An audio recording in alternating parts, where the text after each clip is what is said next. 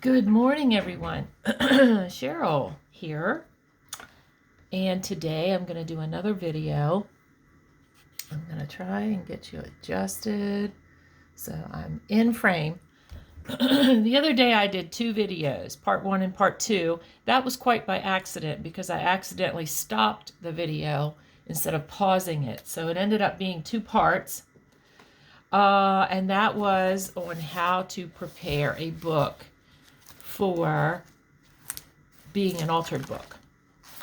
And I talked a lot about, how to do that, what kind of book to use. And this is the one that I did for you on camera so that you could see exactly how to prepare this book to be an altered book. And they are so fun to do that I have prepared this green one for spring. We're doing that swap pretty green shenanigans. And that's not only St. Patrick's Day, although I love that. But, green is the color that starts in March and April, and it's beginning to be spring. I think of spring as well. So I prepared this green book, and I did that on camera, and that's one way to do a book, a journal, okay? And today I'm going to show you another thing that you can do to make a journal cover from a book. Many of us know how to do them from cereal boxes and envelopes and that kind of thing, and I might do that. But not everybody, I'm learning that not everybody knows how to prepare a cover, use just the cover of a book to make your journal. And I was really surprised. I guess I forget how long I've been doing journals, and I just forget that some people don't know this stuff yet. I was trying to tell you the other day, this is a book, and I don't know if you can see it, but these are all the little signatures that are sewn into this book, okay? You can see each little thing of signatures. That is the kind of book you do not want to use for an altered book. Just saying. I couldn't find this book to show you the other day.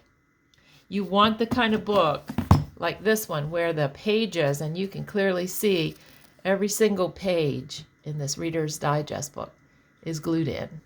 And those are the ones that come out easy.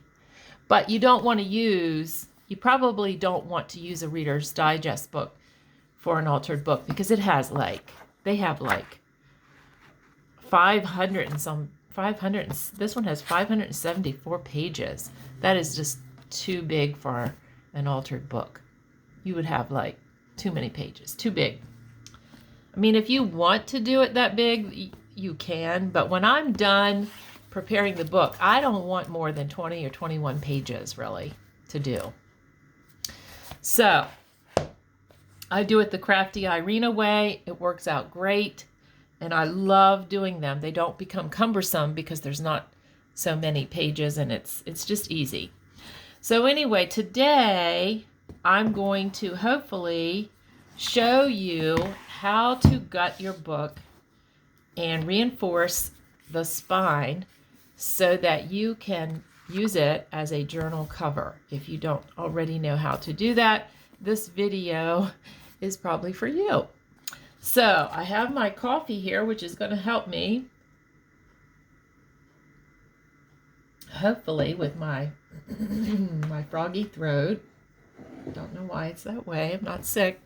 But anyway, so I have my little cutting mat here because I don't want to cut up my desk. And I'm going to scoot my machine. There we go. So let's see. I'm going to be in frame here.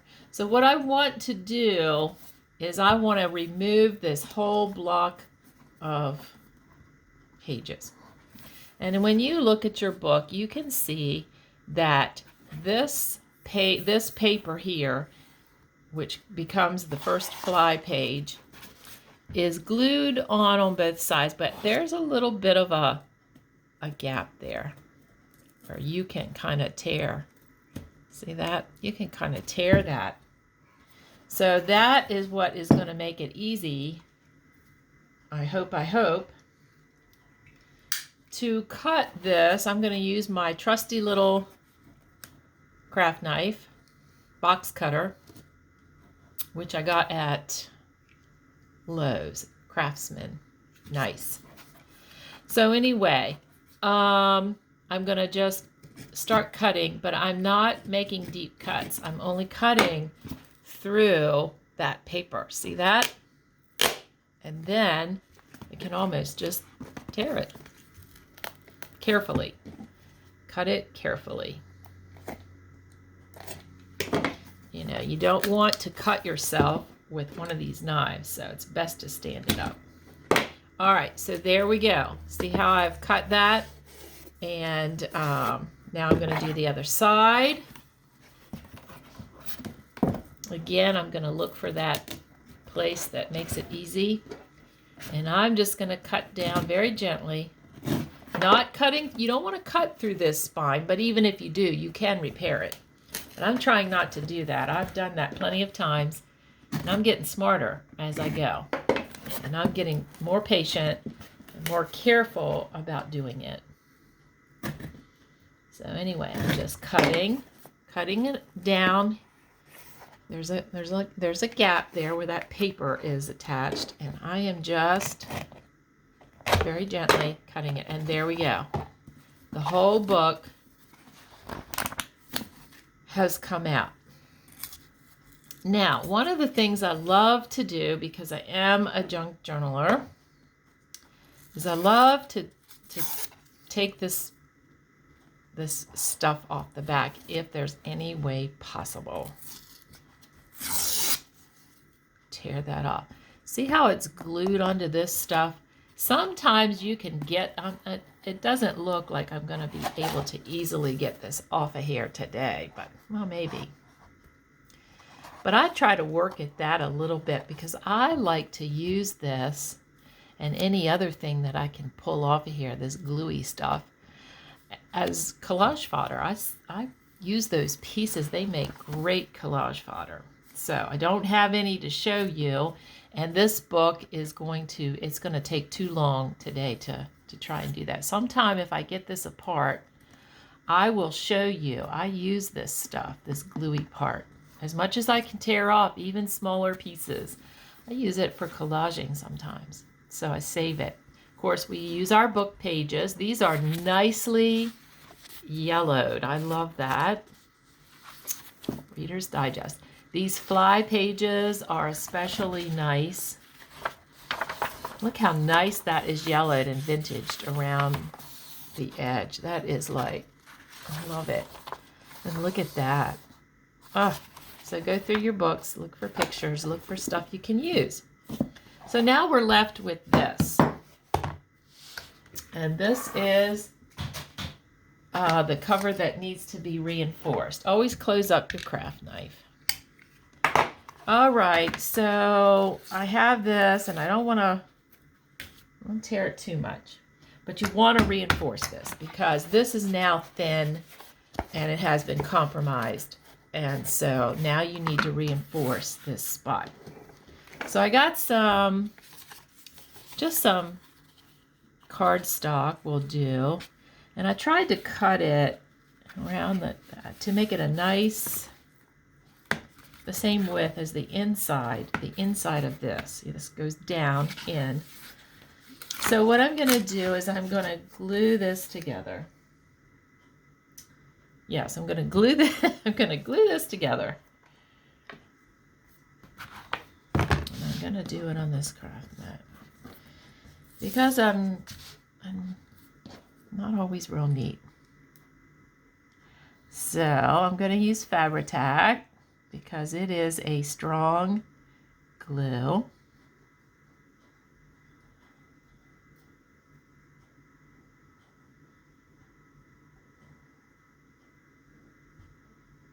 There we go.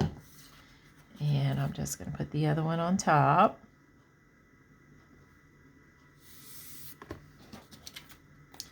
And you can use cereal box, you can use cardstock scraps, you can use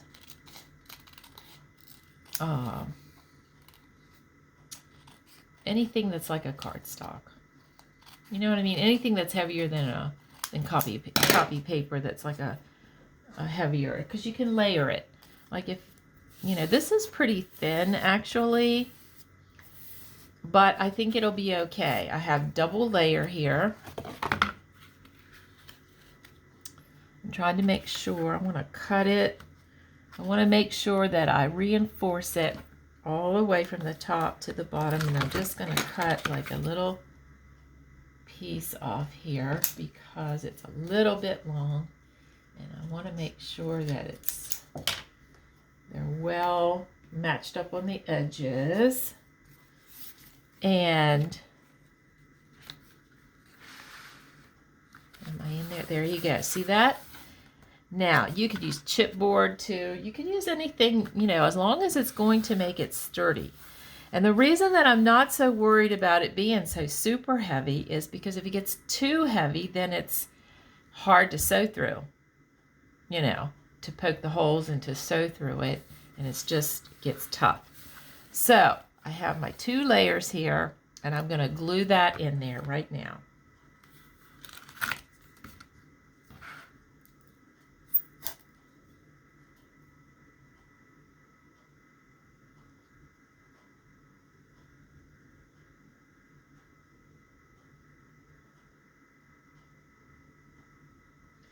I love these little Reader's Digest books.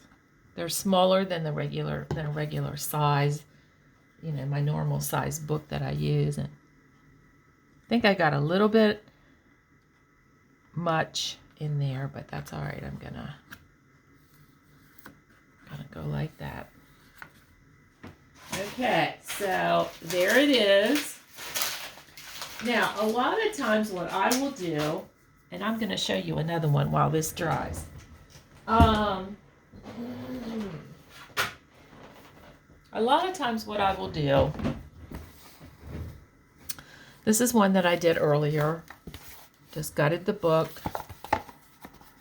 You know, it's ready to go. After I put the cardboard in there and glued it in, I took duct tape. This is, you know, patterned, just regular duct tape, and put it down. And that is going to make it even more reinforced. And then when I go to do my book, I'm going to tear a piece of fabric about like that, and I'm going to glue it down. Careful to spread the glue out so we don't get glue globs showing through. You don't want that, you know. If it does happen here, it doesn't really matter, because what you can do is then put a piece of lace here as well.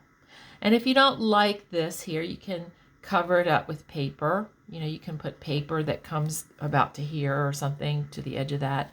And then you can put a piece of lace, and you can zhuzh it up, okay? But a lot of times I just use a piece of fabric, and then later I add some lace. Okay?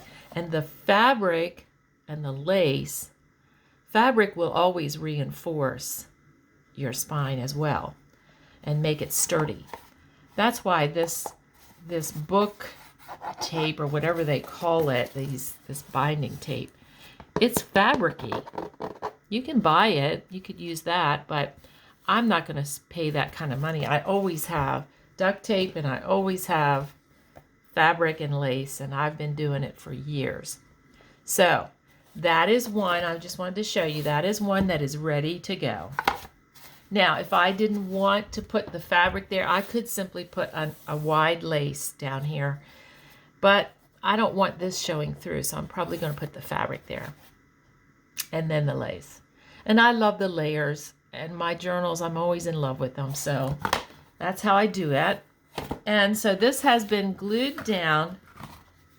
And as you can see, it is thin enough. Now these have this spine has a slight curve to it. So because I didn't make my chipboard thing, my reinforcement so thick, then it still has that same look to it. You know what I mean? It's still very flexible and very, but yet sturdy. Now, a lot of times I put lace on the outside or fabric on the outside to cover the spine. You don't have to do that. I've seen people do journals and just leave it just the way it is. But a lot of times if I don't want the writing on the spine to show, what I will do is, oh my goodness, excuse me. A lot of times what I will do is I will wait until I sew my signatures in and then put a piece of fabric or lace, and then you don't even see the strings. Other times I might go ahead and put the fabric or the lace or whatever I'm going to put to cover the spine. And when I sew in, I sew buttons. I put buttons on the outside. So that's another video. But anyway, this is prepared now. This is good, and this is reinforced, and it's ready to go.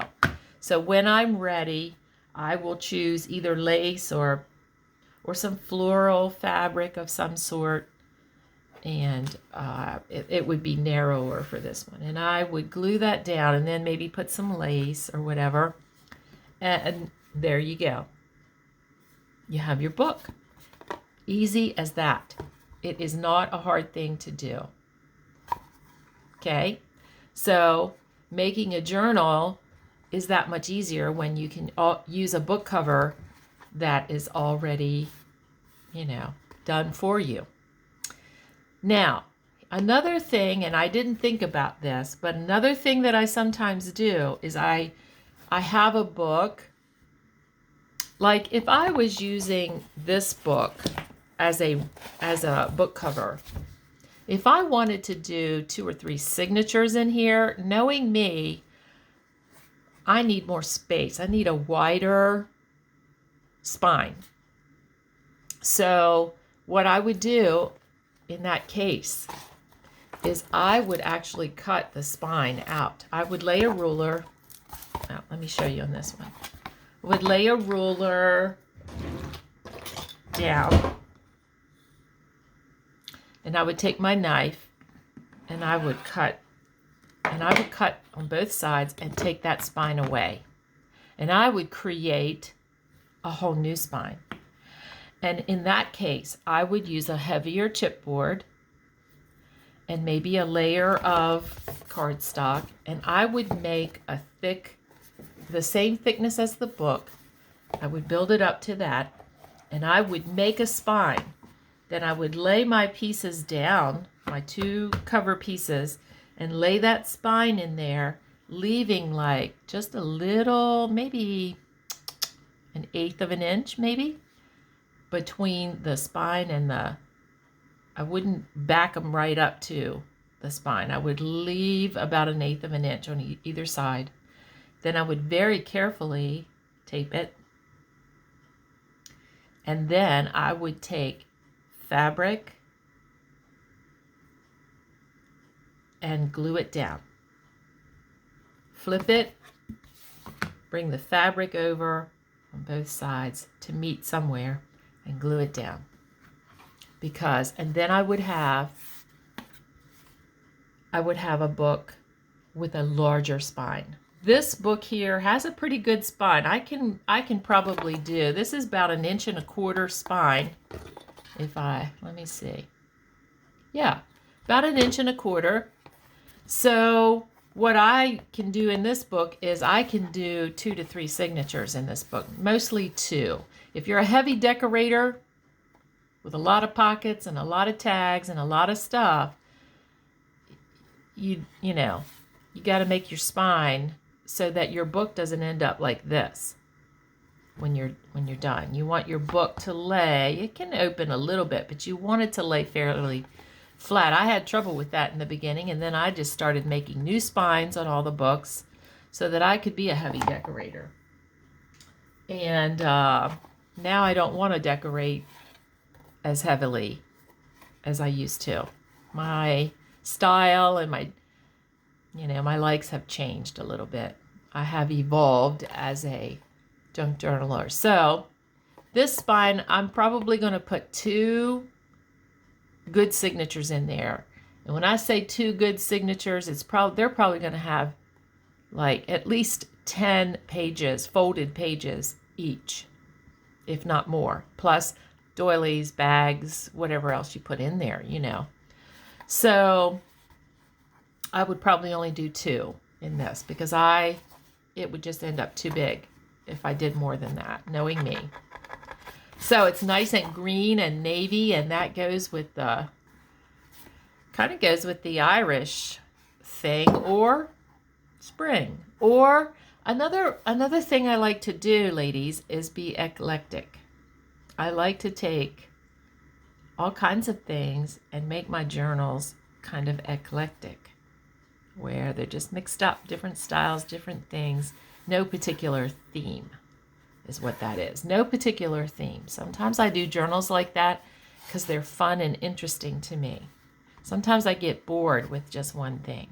I like themes, but sometimes I like to switch it up and just go eclectic and just be artsy. And I guess that's the really creative side of me. So anyway, I hope you liked this video. I hope it's helpful to you. If you have not watched the ones that I did on doing an altered book, go to my YouTube channel, you know, and look me up. It's Cheryl Trotman YouTube.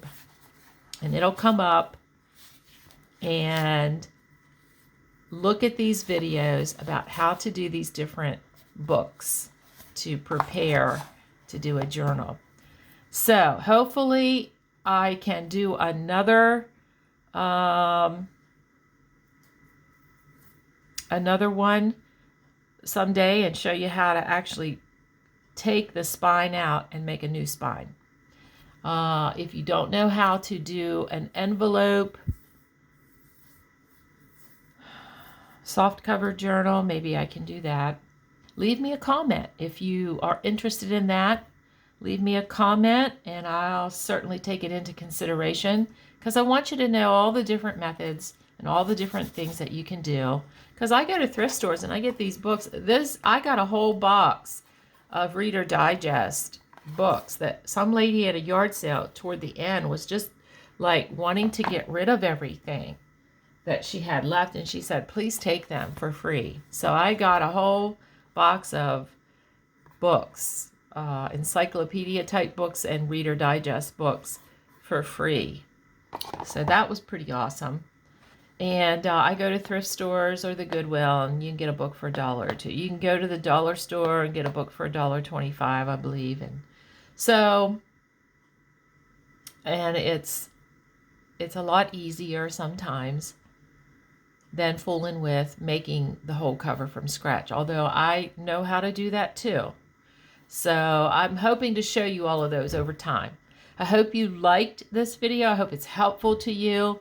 If it is, please give me a thumbs up and subscribe to my channel so that you don't miss any of the upcoming YouTube tutorials or how-tos or flip-throughs that I do on here. So anyway, I'm going to get off here, and I'm just going to say, you know, have a crafty day, and I will see you in the next video.